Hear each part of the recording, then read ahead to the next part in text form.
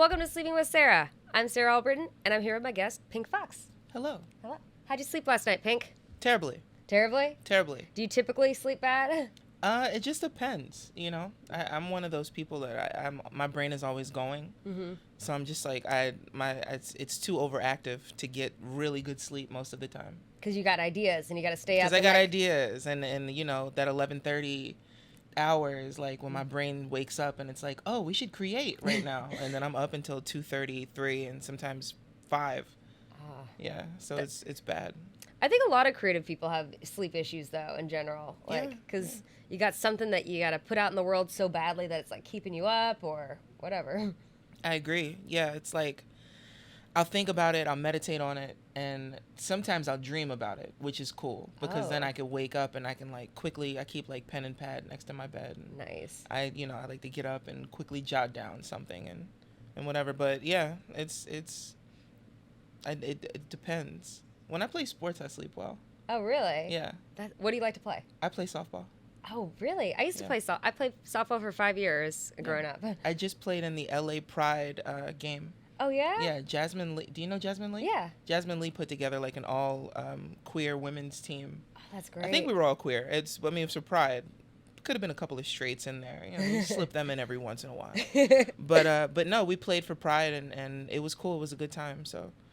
Yeah, and then the lady who is reffing, or the umpire, she has her own team in like the city league, and they like travel and play and shit. And she's like, "You should play for me." And I was like, "All right, yeah, play in whatever city doesn't try to shoot me, whatever."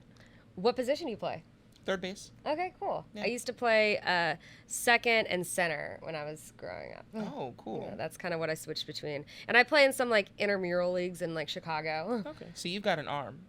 A little bit. It's been a while since I played, so Okay. but I'm definitely down to try stuff. Like if someone's like, "Hey, we're having a game," and there's no pressure, I would do it. It'd be fun. Cool. Well, maybe the next time we like just play, Yeah. I'll be like, somebody call Sarah. Yeah, and you come out there and play second base. I'd be down. That'd be All right. super fun. Cool. Sounds good. Yeah, I still have my glove. Oh, same. I got a funny story about my glove. Oh man, I don't know if I could even tell this story. Never mind. My glove used to belong to a very famous comedian. Oh, and you can't tell who it is? And he's very old, and I got it from a friend of mine, and she's like, shh, you know, don't tell a bunch of people like at the game where it came from. Yeah. That she let me have it, and then she like whispered in my ear who it belonged to, and I was like, oh shit. So it's like, you know, I dusted off to play with it, but also I want to stop playing with it because it's so cool.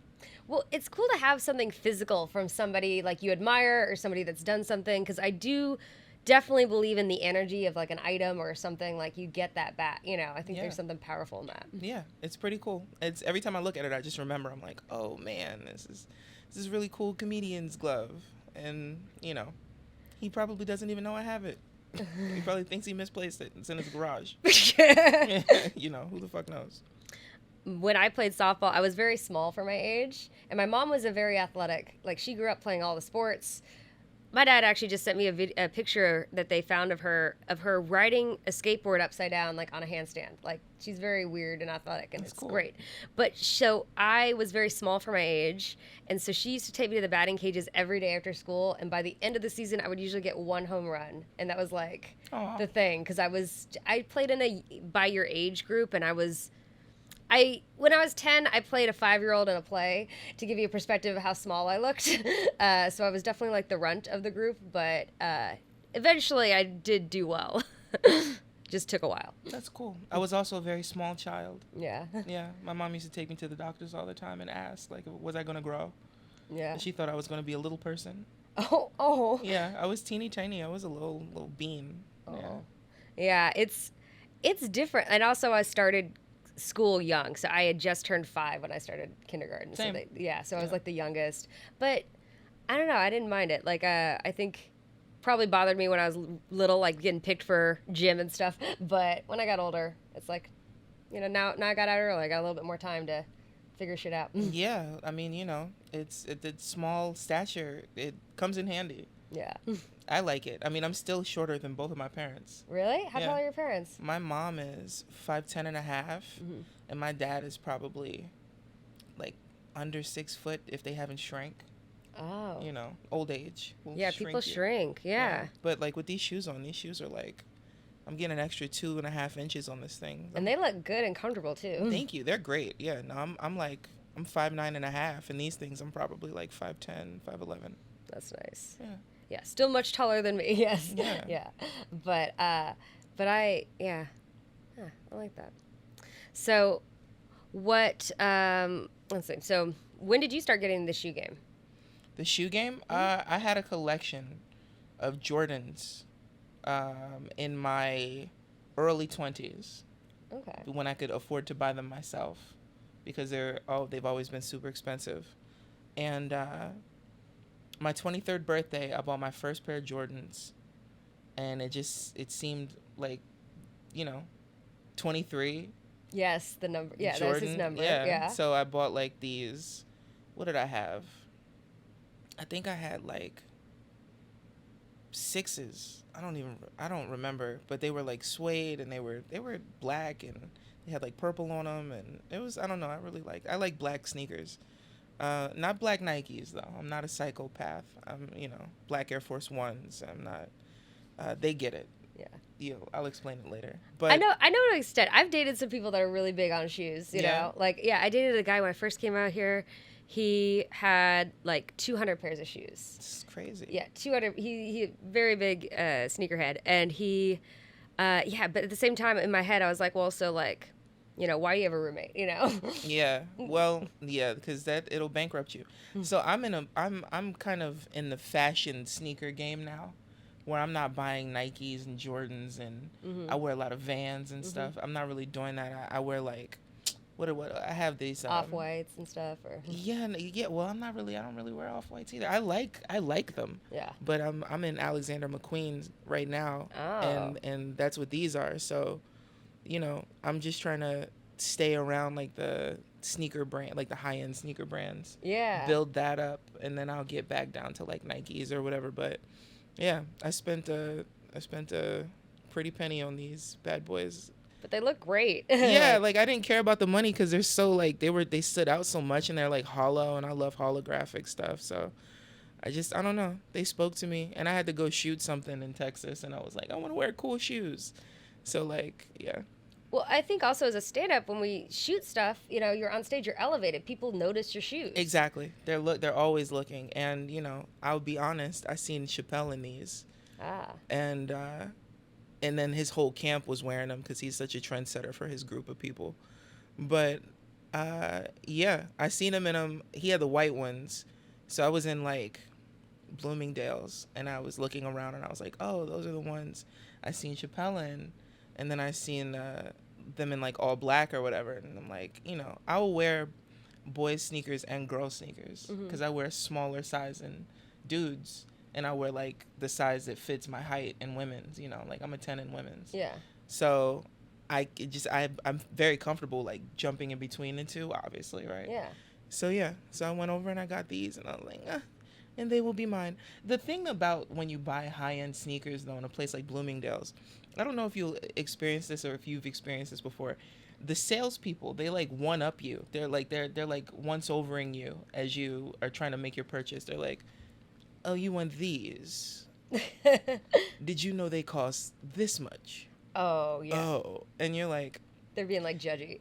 I'll be paying cash. You know what I mean? Like I hate that shit. So it's, but it was cool. The guy was cool. The dude before him was not cool, so I didn't want to give him the sale. But yeah, I like these. Yeah, this is nice. Thanks for the compliment. No, I just started. Like I've got like 2 Air Maxes that I like, that like for show shoes. Like I'll wear them if I'm doing like shows and I want to do that. So I'm slowly building. I'm not gonna have 200 pairs, but I like building it because I'm not a comic. I don't like wearing dresses on stage or like having to wear heels. I want to be able to move and be comfortable. So yeah, I was kind of into that when I first, I was like, oh, wear a mini skirt. This will be cute or whatever. And then I was like, oh, they don't respect that.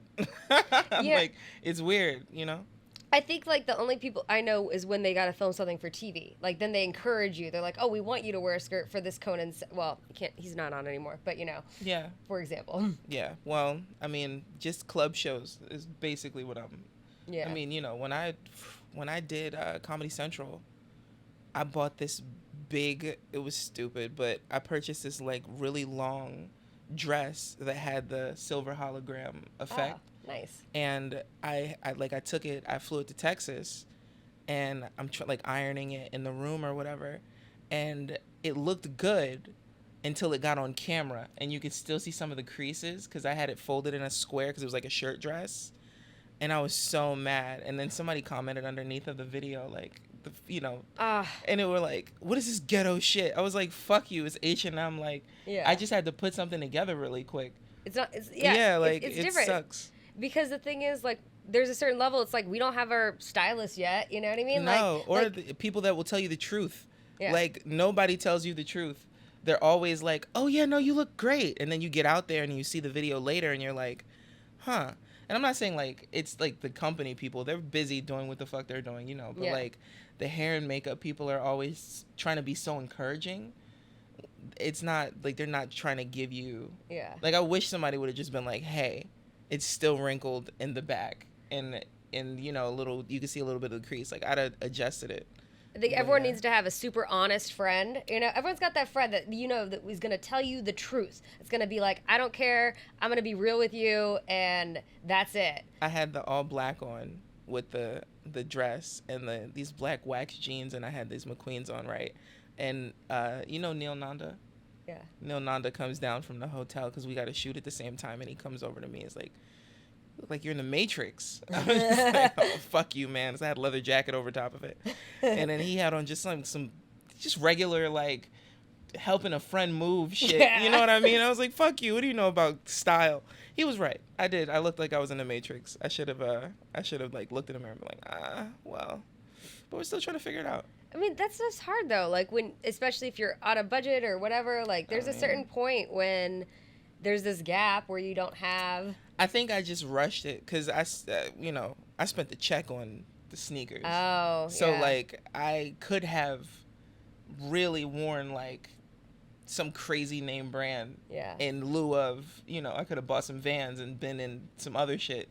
But I don't know. I just felt like I was trying to keep it simple. I try to wear a lot more black now just for like my mental health. So when I see me back, like when I see videos of me like a little while ago and I'm in like colors, I don't like it. I'm like, I don't really, I love pink and that's my favorite color and my name and it's ironic or whatever, but it's just, it just bugs me. I'm really like, I'm super, what's the word I'm looking for? I'm like always picking myself apart. Does that make sense? Yeah. You're yeah. But like, I think you could also go through phases. You can go the pink phase of Pink Fox. You could go through I think that everyone goes through different phases and wear what you feel like, Yeah, I started doing blazers. Okay. When a comedian starts doing blazers, they're taking their shit a little more seriously, like the jokes get a little more intelligent. So I was doing like blazers and I still have them, but I'm just trying to, now I'm thinking like, oh, maybe I'll dye my hair. And none of this is like to appeal to anyone but myself. But that's I think the best reason. Like, if you want to dye your hair because it's going to make you happier, that's why you should dye your hair. Absolutely. Not to please anybody else. Absolutely. That's how I feel about it. Yeah, I agree. What would you dye your hair to? Do you know? Oh, should I keep it secret? Oh. Maybe. I don't know. I've been looking at I love when young people go white. Oh. And like salt and pepper and shit. And so my hair has no gray in it at all, but my hair is like black and like dark brown, and in the light it's a few different tones and it just grows like that. So I was thinking of doing like some type of I don't know, some type of like white blonde situation. That's cool. Yeah, just like and not like all the way, but like it kind of I don't know how to pronounce the word and I don't want to look stupid, but the color goes. Thank you for biting that bullet. I also 100%. I'm not 100% sure if that's how you pronounce it either. It's balayage or it's balayage. I don't know. Somebody. It's probably like balayage. Yeah, some frou-frou shit. Oh my god. So it's balayage, and I can't believe they said it like that. No, but it looks really cool. Yeah, because it goes from one color to another color. It's gradual. I love it too. Makes sense. Yeah. I've always been afraid to do that because my hair is so dark naturally that it's like I'd have to keep going and like bleaching it before it gets to the balayage or whatever you got to do. But it's but yeah, I've seen people do it, and when I see it, I'm like, damn, that looks good. It looks good, and when you curl it, it looks really cool. Like I like to wear my hair curled sometimes. I think that the dark roots, that really would be like the most important thing to me, is like keeping my roots dark. Yeah. And then letting it gradually get like lighter as it comes down, you know, because it's, you know, it's a little bun, and it's longish. How long is your hair? Oh man, my hair comes to like here. It's like medium. Yeah. There's like photos or whatever. Like I post pictures of my hair being like out. Yeah. It's so funny when comedians see me and my shit's pressed. They're always like, okay, all right. Somebody thought it was a wig. I'm like, fuck you. That's another thing they said when I did my Comedy Central. They're like, first of all, Texas is fucking hot. And I'm black, Puerto Rican, Italian, all the thick hair types. And my shit started sweating out. You know, I had like, it was pressed or whatever. And I probably needed a relaxer or something. I don't know. But somebody was like, that's the worst wig I've ever seen in my life. I was like, but it's not though. You know what I mean? Because like, fuck you. It's not a wig. Yeah. Like, it's like when they mistake tall women for being transgender. And they're like, no, I'm just tall. Yeah. Like, my hair's just thick. Like, what the fuck are you talking about? Yeah. Stupid. So you're Puerto Rican then, yeah? I'm a few things. Yeah. I'm Puerto Rican, Italian, Native American, Irish, and black. Yeah. Yeah. I think that's everything. Yeah. That I know of. Who knows? Yeah. I haven't taken the blood test or anything, but yeah. No, it's just prominent. Like my dad's side is Italian and Puerto Rican. Yeah. My mom's side is black, Native American, and Irish, and it's like a couple generation, like it's super visible. Yeah. It's not like, you know, we don't talk about it. Like it's like a conversation. So, you know, my dad's family was taking my grandfather when he was alive back to the island a lot. And like I know his whole life story. Like when he moved to the mainland, he was a baker for like 30 years. Oh, that's and cool. Yeah, like it worked at the most famous like bread company in Philadelphia. Amoroso's, if anybody is familiar with like a cheesesteak. Amoroso rolls are like what make a cheesesteak a cheesesteak. Like a Philly steak. A Philly cheesesteak. Yeah. So like my grandfather was a baker for Amoroso's for like 30 years. Oh, that's awesome. It's pretty cool, right? Yeah. And then like my mom's family, we're like descendants of like abolitionists and like, you know, said to have royalty in our bloodlines from like way back and shit. And there's like write-ups on the paper about us. Oh, that's great that you have that history. Yeah, we have our own day in Jersey, and I'm part of the Still family. And there's like a few Stills like in entertainment, like Devin Still played for the Bengals, and William Grant Still and William Still, like the godfather of the Underground Railroad, and one of the like first black composers, like classical, I think. I'm not entirely sure if he was like where he sits in that whole first black composer, you know, but he was definitely a group of the first. And we founded Lawnside, New Jersey. That's really cool. Yeah, so like Lawnside is like super close to Camden, where I was born, and like that whole little group of cities in South Jersey is like 15 minutes over the bridge is like Philly, and that's where my dad's family, you know, lived and shit. So it just made sense. That's great that you have so much like back history with that. We're still trying to find more of my dad's history. We've got the first part, we got like from now backwards, and then we've got from the very beginning forwards, and we need to like fill that gap. I get it. And my I've got an uncle that lives in Puerto Rico though. Really? He lives in Isabel. Well, my dad was born in Panama. He's from Panama. I know I look super white, but that side of the family also has Spanish and Chinese blood, so it kind of all evens out to me looking much whiter than what my dad is. My grandfather was your complexion. Yeah. And you know, I mean, you really don't know what people are. Yeah. We all speak the same language on the mainland. Yeah. And you know, depending on what part of the country you're from is your accent for the most part. If you're not first gen. Yeah. Who the fuck knows what anybody is, you know? Yeah. That's one of the things. Like I'm writing this joke or whatever. I've kind of told it like partially on stage, but like everybody's mixed. Yeah. Literally everybody's mixed. And so like the whole like white black thing, I get, like, I have, you know, I'm definitely proud of my African American roots and, you know, even the African roots and like where we come from and being Puerto Rican and all of that shit. But like a lot of white people are a few different countries of whatever they are. Like even if it's all Europe, like everything has like a history and a lineage. Mm-hmm. I hate when people are like, you know, certain groups of people don't have culture. Like, that's not true. Well, you just need to find what the culture is. Like, yeah, you get what I'm saying? I know, I totally get it, and I think that's the thing people do need to realize. Yeah, America is definitely a melting pot, and if you think like 100 years ago, people were treating Italians like really bad, you know, like 10 years ago, people still treat Italians bad. Yeah. People still have prejudice. I mean, we like still everywhere. have enough like people that have handed down prejudice where we have like super racist teenagers, and you're like, why do you hate this other race? That doesn't even make sense. They're like, well, because, and you're like, what? You weren't around in Jim Crow. Yeah. You don't know shit about this. That's not a good yeah, it's so stupid. People are just, you know, sometimes you can allow like too much influence over your thought without, you know, the firsthand experience. Like, people that live in super small towns never met, you know, LGBT person or an out LGBT person, because chances are you've met an LGBT yeah, person. absolutely. You know, or like a trans person in like middle America or whatever. Like, oh, I've never seen them, so it's easy to lie about people and their traits and their habits, and especially if you're engulfed in any kind of religion. Yeah. It's like, I was raised super religious. Oh. So like, you know, it's interesting to see like how that impacts people growing up. Mm-hmm. Like I got a little cousin. He's like 26 or 27 now, maybe, I don't know, but very like super close in age. But he's still younger. You know, I gotta maintain rank. Mm-hmm. But I think he's 26. Yeah. So basically, he's still like super devout in his religion, and I'm all for it. Like, I support it.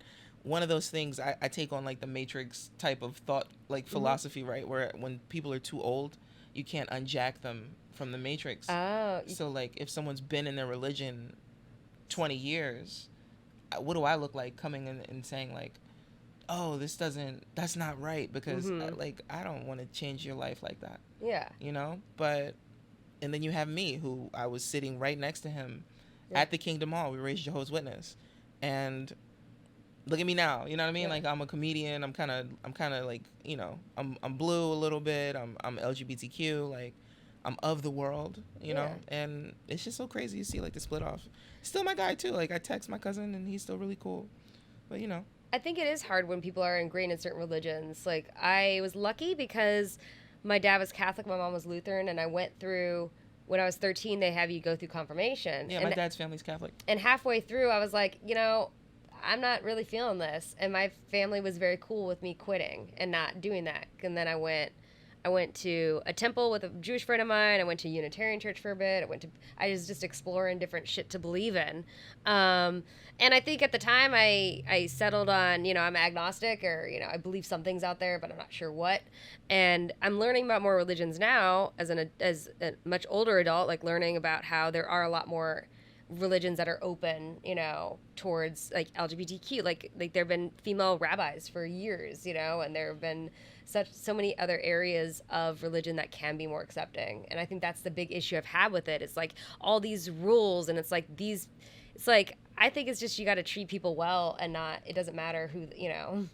Yeah, as long as your religion's not teaching you to hate people, you know, that's when it gets difficult. Yeah, or when they're telling you got to police like women's bodies and that sort of thing. I think that's where I get really, because I don't know. I think if there is something out there, I think it's something that's like probably wanting to be good to everybody and share positivity and, like, you know. Yeah, I mean, you would hope that, you know, whatever you believe in, you know, that power in the universe that moves things forward, whatever you worship, would, you know, move on a positive frequency. You would hope.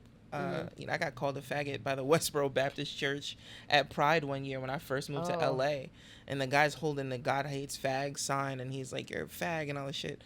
What he didn't know was I grew up a Jehovah's Witness, and basically you just knocked on my door, so now I'm going to come minister to you, because I know the Bible, and I ended up knowing the Bible a lot better than he did, and so I'm quoting scriptures and he's getting tongue-tied, and he was no match. Like, you don't know where we come from. Yeah.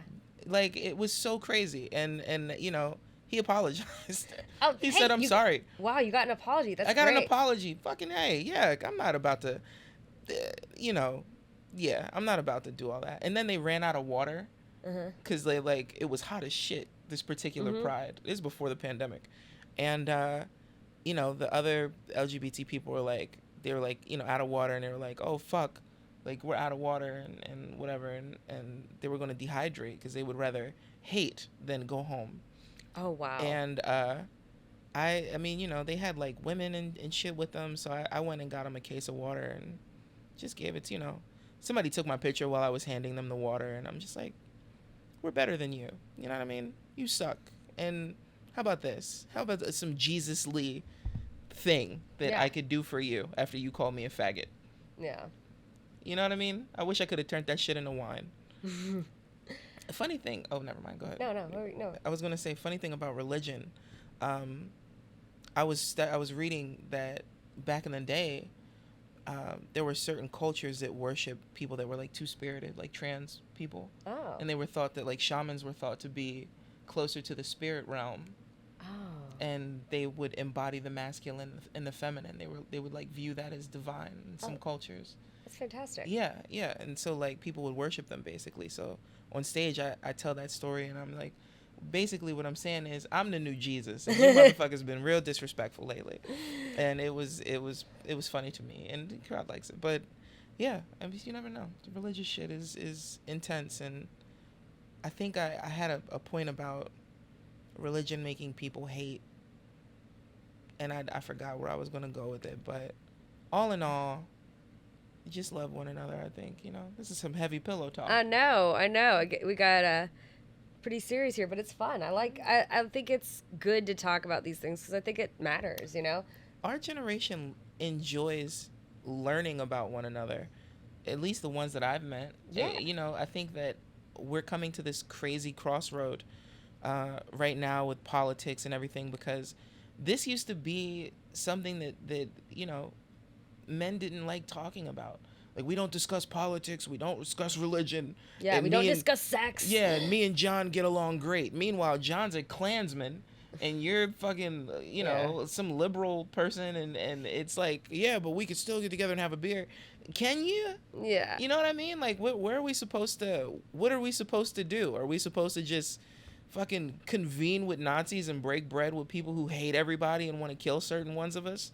And just, well, we don't discuss politics. That's not cool. I don't know. No, I think politics should be discussed because there's important shit happening. And I think it's, you know, if we don't talk about it, then yeah, it's going to be just like that was, where nobody talks about it and everyone, you know, it's all happening around you, but people don't know because you're not talking about it. Exactly. And I think that's the biggest problem I have with a lot of that is people get into these little rabbit holes and on Reddit or whatever groups where it's like it just builds on the hate towards something. And that's the thing I just can't stand, is if like you're hating people.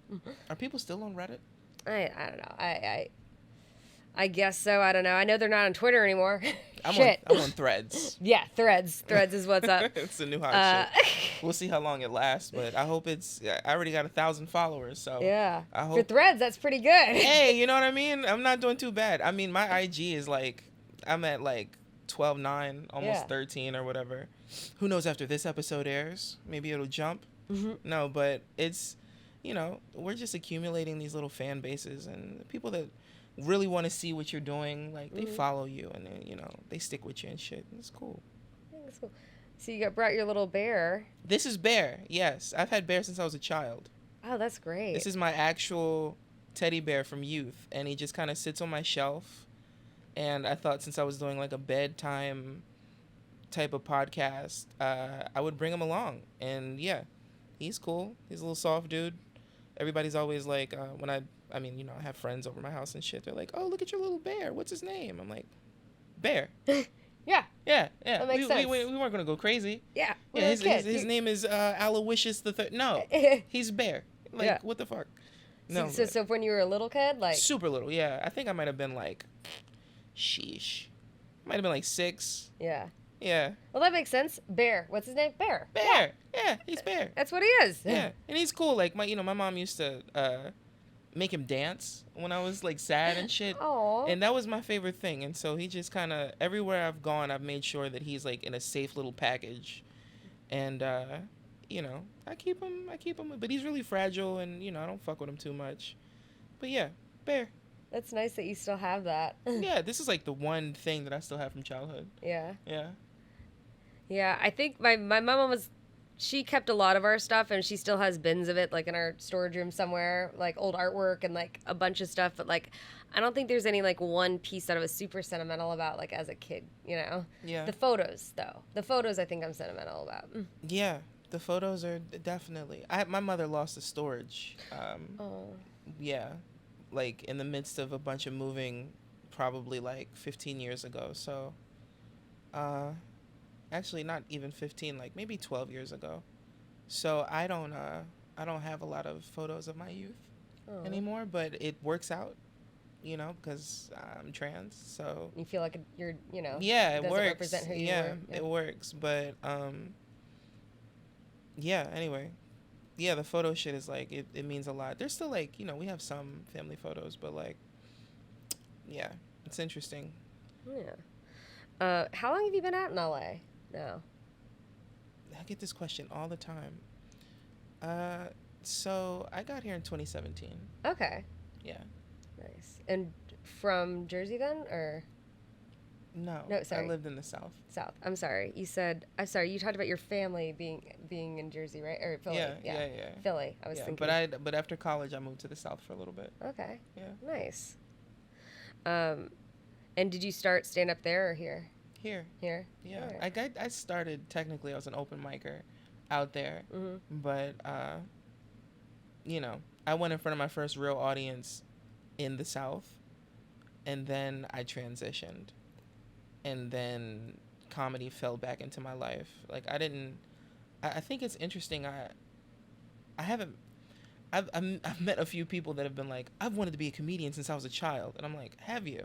I love that. I haven't. I had a completely different career. I was in the music business, so I didn't think about being a comedian. I was a huge fan of comedy. I could quote people all day. Like like that's just what that was my hobby shit. So there's no pressure behind it. Like I always watch comedy. So I don't know. One day I met this guy, and he's like, I was like, what do you do? And he's like, I'm a comedian or whatever. And I was like, oh, all right. He's like, yeah, I'm headed to a show tonight. You should come out sometime. I didn't know he was going to an open mic. Yeah. So I was like, all right, so I didn't go that week because I was busy. And then the next week I went, and he had signed me up. And I didn't know that he signed me up. So when they called my name, I was shocked, but I haven't met a mic and a stage that I don't like, because I'm a ham. So I jumped up there and I told a story from my childhood, like some fucked up wild story. I roasted a couple of people, and I was like, thank you. That was my first time doing stand-up comedy. And the dude pulled me to the side afterward, and he was like, that was your first time? And he's like, yo, you should pursue this. And I was just like, oh, yeah? All right. And I just kind of like, I went to a few open mics after that, and then I did like Cat's Cafe once. And then I moved out here, living my life, and I had a job interview. I was living in San Diego, and there was an open mic on my way to the job interview because I was walking, because I lived like downtown or whatever. And I skipped the job interview to go to the open mic. And I've been doing comedy ever since. That's great. Yeah, so it's kind of cool. Yeah, I think it's cool that it found you. I didn't grow up thinking I would be comic either. I was more theater, so I was into that.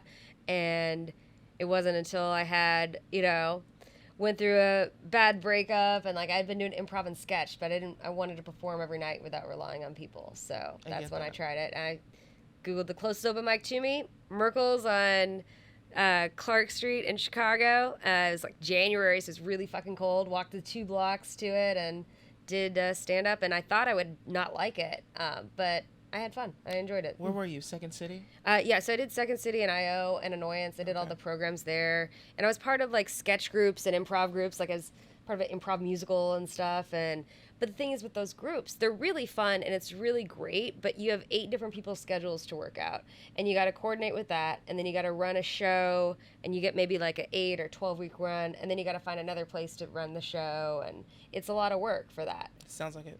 Yeah, but it's really fun, and then But then I was like, I want to perform every night. I was getting, more of that itch. And that's why I started. I could dig it. I did the Diversity and Comedy Festival. Oh, yeah. For Second City. Oh, 2 that's years fun. in a row. I think 18 and 19. Yeah. Or 17 and 18. One of the two. Was it still, did they still have the Up Comedy Club back then? Uptown? There's an Up, within Second City for a while they had something called the Up Comedy Club, which was a comedy club like for stand-up within Second City. No. We did improv. We did improv stand-up. So I was on Christina Anthony's team, who was on... oh, yeah. I know. Yeah, I know her from Chicago. Yeah, she was on, not Blackish, but the Mixed spinoff, Dish. Mixed Dish. Yeah. That's right. Yeah. She's great. She's hilarious, yeah. So she had me, Brandy Denise, Fatima Talia. Oh, that's great. Oh man, I can't remember. Oh, there was this one girl. She was really funny. She's like an actress, more so than she's not a stand-up. But yeah, so and it was called like the New Jack Bomb Diggity Joint or some shit. It was like, but it was supposed to be based on like 90s stand-up, like Def Comedy Jam. Yeah. And the audience would give us words, and we would have to get up there and kind of do it. And I got up there. I think I might have went last. I know Bree Geiger DJ'd for it. But yeah, I just went up there and did my best Bernie Mac impression, and I ain't scared of you motherfuckers. And we had a good time. It was fun. Yeah, improv can be a lot of fun if you're doing it with the right people. Yeah. I feel like it's really selective about doing it with the right people and once in a while, not. Yeah. But I think it's a really good skill set to have. It's fun. And Brandy is great. I've known her, gosh, when I first started. I probably know Brandy like 9 years or something. Yeah. She had a lot of success out here. That's the homie. We did that, and then we just kind of ran around each other all the time, and we would run into each other, and then we were New Face JFL together last year. Nice. Like I don't know if I want to say the only two black women, but maybe in the New Faces thing, we might have been. If we weren't the only two, it wasn't very many of us. Yeah. But I remember us like being really excited to be out there, like, bitch, look, we made it. Mm-hmm. So it was really cool. That festival is huge. It's a big deal. Yeah. Yeah, I mean, we made Forbes and Deadline and all that shit. Like, they put our names and everything, and it was pretty cool. I mean, it was just last year. It feels like it was 5 years ago. Yeah. It was just last year. Like, we haven't even found out who's this year's New Faces. And it's happening in like 2 weeks, right? Yeah, it's like something like that. Like, I don't know when this is coming out, but no, I just think that's really, you never know who you meet through improv and all these little groups, and super dope. Yeah, I think it's really good, just the community that builds throughout. Yeah. And we also talk about relationships a little bit in this. So are you dating anyone right now, or are you? I am newly single. You're newly single. All right. You enjoying, well, I guess being single in LA is not always the easiest, but can be fun. I'm still dealing with my breakup. Okay. So I don't know if, I went on a date the other day. This is like, she was great. She did nothing wrong. She was like a fan of comedy. She asked to go see Joe Kim Booster at Dynasty Typewriter. I sent a DM because I just did Dynasty Typewriter, and I was like, hey, a friend of mine wants to come to the show tonight. Is it okay? And they're like, sure, Pink, drop through. We'll give you a +1. So we did that after we got like some food. And she was loving it, and I wasn't. And I mean, Joe Kim Booster's hilarious, but I wasn't feeling the date, and I didn't want to be sitting in a comedy atmosphere for my date. Yeah. Because it's work for you. Yeah, because it's work. Because I'm like, now I'm like that. analyzing, and I'm like, oh, I like what they did there, and I'm not paying attention to the person with me, and it's and then the conversation afterward is not really. You can't really get in depth with a civilian. Yeah. Because they don't get it. Yeah. So it's like I'm trying to. I just couldn't. We couldn't. I don't know. We couldn't really find like super common ground. And like I said, she was awesome, but just not for me. And I don't think I'm ready yet. So. Which is a crazy realization, like I think that's maturity as well. Like, I'm going to go on a date. Mm-hmm. I'm going to see if I like this person. And then you come back from the date and you're like, I'm not ready to date yet. Yeah.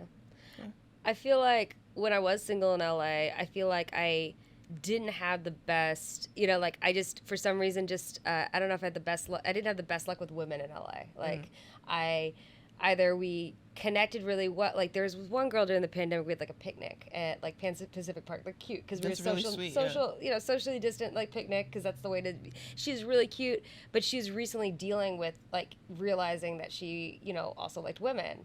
And so it was like a very new thing for her. So while I was like, I really like you, I would want to go on another date. Like, but she wasn't ready for that. And so like sometimes it's just that, My ex was straight. Oh, and yeah. Right. So where I am an anatomically correct Barbie doll.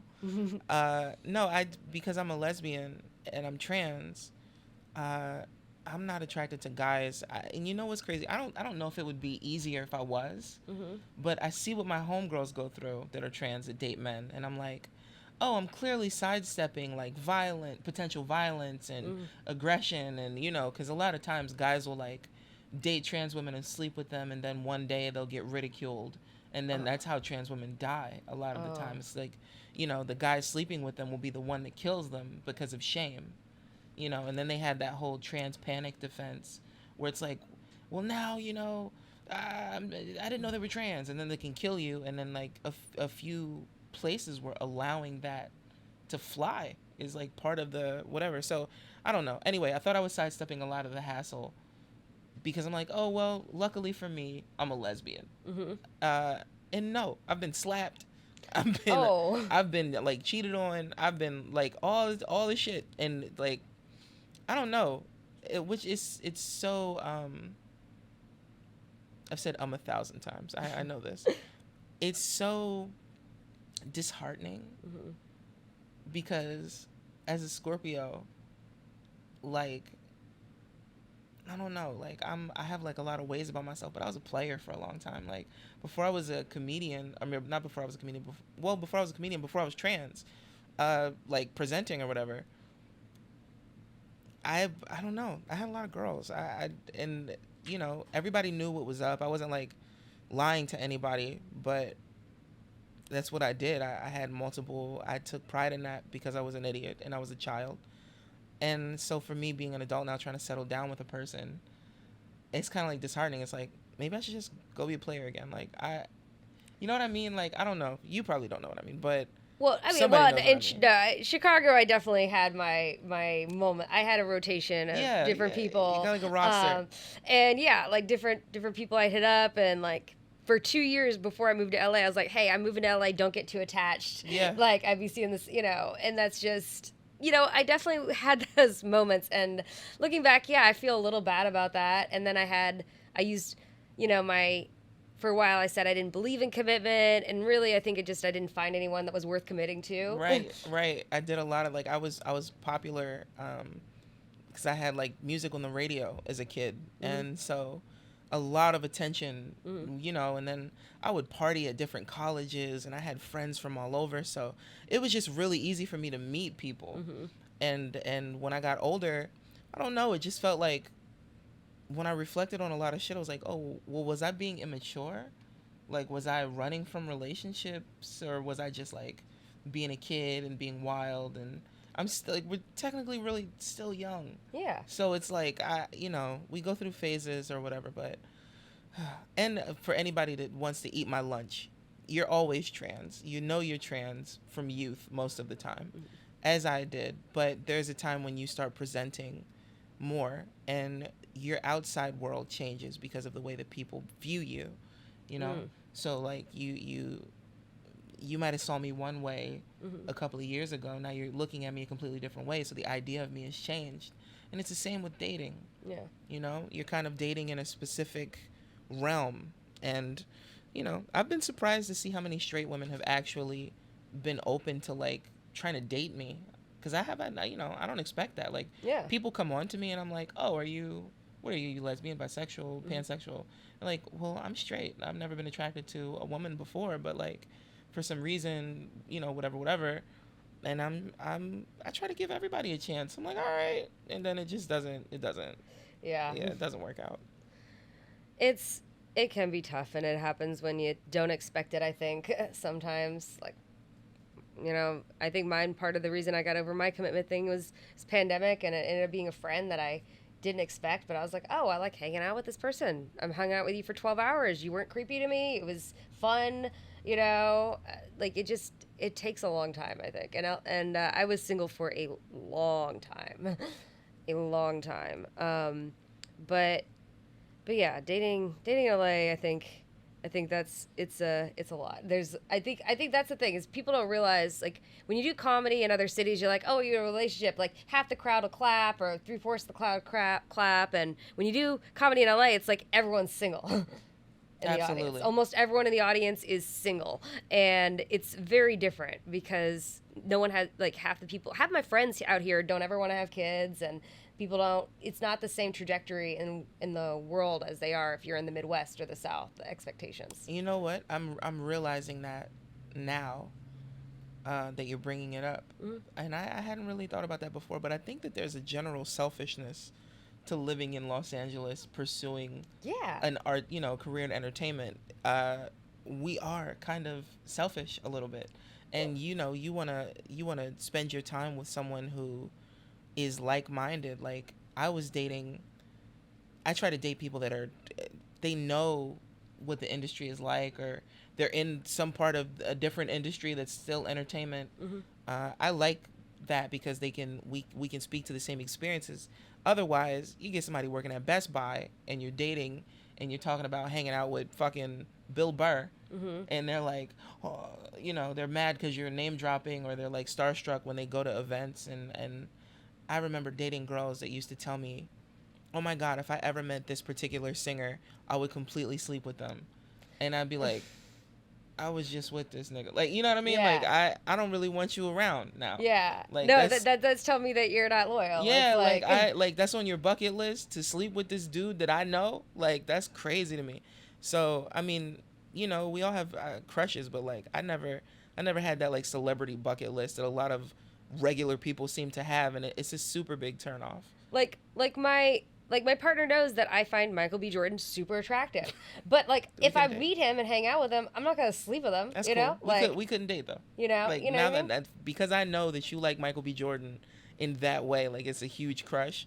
I can't. Not a huge crush, but I find him attractive is the point. I mean, who doesn't find him attractive? I find him attractive. Yeah, I don't even like him. I find him attractive, but that doesn't mean I would ever like. So he's not on your list. He's not like your hookup list. No, we don't have a list like that. Okay, no. Cool. Me and my partner, no, we don't. Like, and honestly, if it was that point where we were bored or we thought, hey, we need to mix things up, we have a conversation about it. Oh, it's like, clearly. Hey, we're going to have a conversation about it. Oh, all right, let's try this. What haven't we tried? What'll mix things up? And then we have that's the whole point. Like, yeah. I don't deal with the cheating or any of the bullshit, and that's part of the reason I think I was afraid of commitment, because I had been cheated on. It's like, I'm okay with, at first I thought I wanted open relationships, and I don't right now, but I want someone that's open to be able to be like, okay, something feels off, let's have a conversation, and if we want to try this, we can. We don't have to, but it's all about communication. And that's how I feel. Crazy. I feel like that's really important, Yeah, communication is important. I read something earlier that was like, communication is cool, but understanding is like the key, or listening, or some shit like that. I wasn't paying attention. I'm just kidding. No, but it was a great little quote.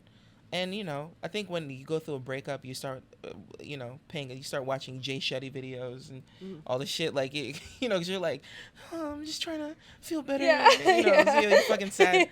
But, like, I really realize, okay, these are my personal things that I feel comfortable with. Mm-hmm. And I don't want to impose any of my shit on anybody else, but I would like to meet someone who's like-minded. Yeah. So, I just, I can't date the celebrity bucket list having person, or the, just the starstruck, whatever. Like, I'm trying to keep my shit together when I ran into whoever. Oh, no. It doesn't help that you're also trying to keep your shit together. Now we look fucking anxious, and we're like, I need somebody to keep me level. Yeah. But yeah, it's looking like the single road for quite a bit. So, who the fuck knows? Well, we're starting to wind down the podcast a little bit, and Indeed. I always ask people what your dreams are for the future.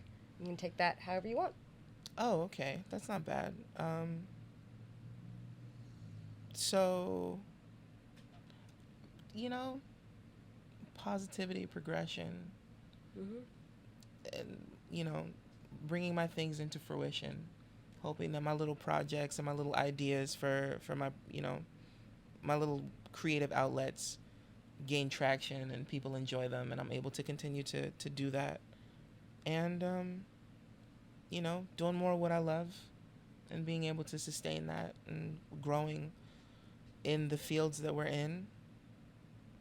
And that's pretty much it, you know, just getting better every day, sharpening that tool and performing for people and loving it. That's great. Yeah. That's a good one. Well, if you want to let people know where they can find you. Sure. On social. OnlyFans is, I'm just kidding. IG, comedian Pink Foxx with 2 X's. Yeah. Threads, I think, is the same thing. Or that fucking weird ass number. But comedian Pink Foxx, I think you can search me. I have stuff on YouTube. There's Comedy Central clips out for Comedy Central Presents or featuring or whichever one of the shows titled. But there's also Tales from the Trip that I have out. My JFL is on YouTube. And I'm not going to drop my Twitter because I might delete it. So, yeah, there's that. Okay. Well, thanks so much for doing the podcast. We always end by saying good night. So, good night, everybody. Oh, good night. Thanks for having me. Do we go to sleep? Okay. Thanks for listening to Sleeping with Sarah, where I slept with Pink Foxx. Be sure to follow Pink at comedian Pink Foxx on Instagram and TikTok. That's Fox with 2 X's. And I am Pink Foxx on X or Twitter. And be sure to check out Pink's podcast, Fox and Hound, also with Jam in the Van. If you like the podcast, please rate, review, and subscribe. Follow at Sleeping with Sarah on TikTok and YouTube, and at Sleeping with Sarah Pod on Instagram. Thanks to Josh Bryan for the music. Big shout out to Wolf Ramirez and the team at Jam in the Van. Please follow at Jam in the Van and check out their other podcasts and other live shows.